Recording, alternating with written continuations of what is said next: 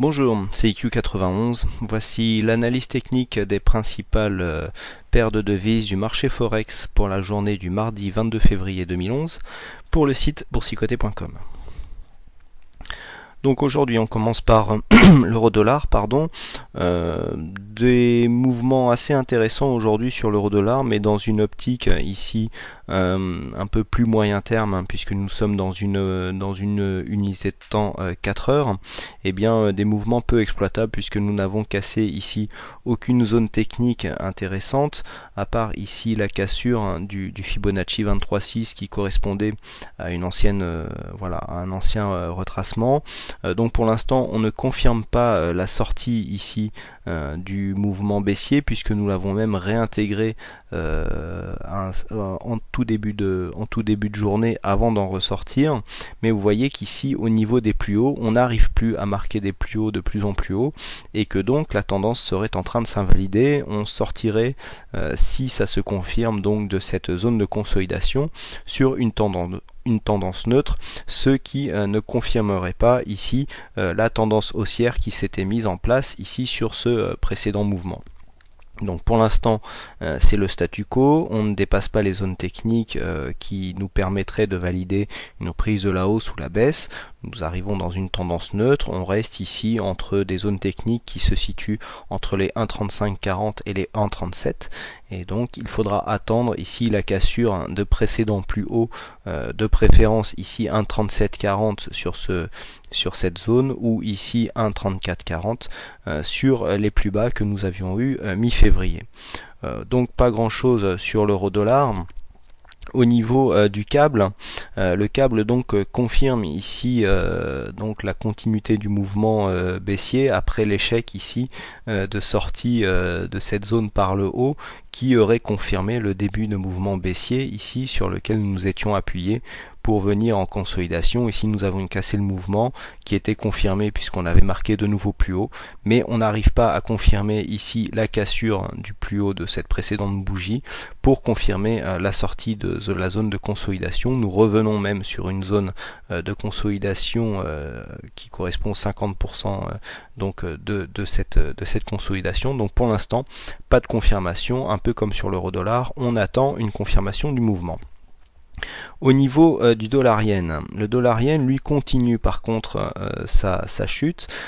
Hier je vous disais qu'il faudrait confirmer ici l'attaque des 38,2 suite à la cassure ici du 23,6. Nous étions dans un premier temps sur un support, nous avons eu une première attaque dans la nuit, nous sommes remontés ici, vous voyez la zone des 23,6 a bien commencé à faire office de résistante, et puis nous avons cassé ce fameux support pour venir ici confirmer le retracement des 38,2. Donc il faudra voir maintenant comment les cours se comportent donc à l'approche de cette zone technique. Nous avons un support là juste en dessous qui se situe sur les 82,725, et donc nous verrons si cette zone ici pourra insuffler assez de force pour repartir à la hausse et donc confirmer ici la tendance de fond. Au niveau du dollar australien contre le dollar américain, nous n'avons pas réussi à tenir ici cette zone de support mineur que je vous indiquais hier, qui, si elle était cassée, eh bien nous ferait revenir sur la parité. Donc ça c'est ce que je vous disais hier sur la précédente vidéo qui est toujours disponible sur YouTube. Eh bien c'est ce qui s'est passé, puisque avec une cassure dans la nuit, nous sommes venus ici osciller autour de la parité, et a priori le mouvement ne serait pas fini, puisque cette bougie ici baissière, si elle se confirme en clôture, pourrait nous emmener sur le précédent support ici à 0,9940, donc qui referait passer en fait la paire de devises sur une tendance neutre. On avait cru ici sur la cassure de la résistance baissière qu'on repartirait sur un mouvement haussier, mais on n'arrive toujours pas à casser les précédents plus hauts ici sur les 1,02. On vient s'inscrire avec des plus bas de plus en plus bas. Les plus bas, eux, sont relativement stables pour l'instant, donc nous serions en train de retrouver une tendance de range, tendance neutre sur la paire donc dollar australien contre dollar américain. Attention toutefois là à cette baisse qui semblerait s'accélérer. Au niveau de l'euro-yen, eh bien, nous sommes relativement stables, hein, puisque nous n'arrivons pas à aller casser ici ce plus haut qui pourrait nous donner l'objectif que je vous avais tracé maintenant il y a quelques jours sur 116. Nous avons eu une tentative ici dans la nuit, mais qui s'est soldée par un échec puisque les cours sont vite redescendus, à tel point que nous venons même redescendre ici sur des zones et rechercher des précédents supports comme ici la zone des 112, hein, 112,20, puisque cette bougie ici a bien rebondi suite à une chute. Eh bien, nous avons bien rebondi, mais malgré ici l'élan que nous avions, eh bien, nous n'arrivons pas à franchir cette fameuse résistance, alors que ici vous voyez la zone les indicateurs techniques étaient loin d'être en surachat, hein, comme ça arrive des fois au niveau des franchissements de certaines résistances, comme ici par exemple, où nous avions ici un stochastique en surachat et un récit proche de l'être, avec un MACD qui n'était pas très ample mais qui s'est retourné. Et bien là, techniquement rien n'aurait pu empêcher vraiment l'euro-yen de sortir par le haut de ce mouvement.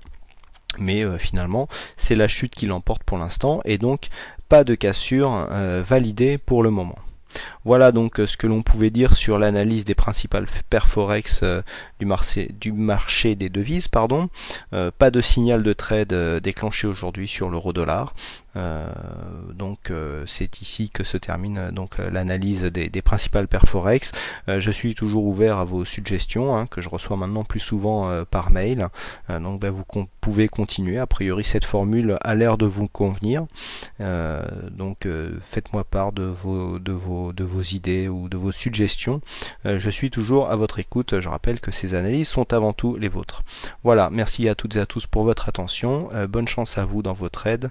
Bonne soirée, et je vous retrouve dès demain pour de prochaines analyses. Bonsoir.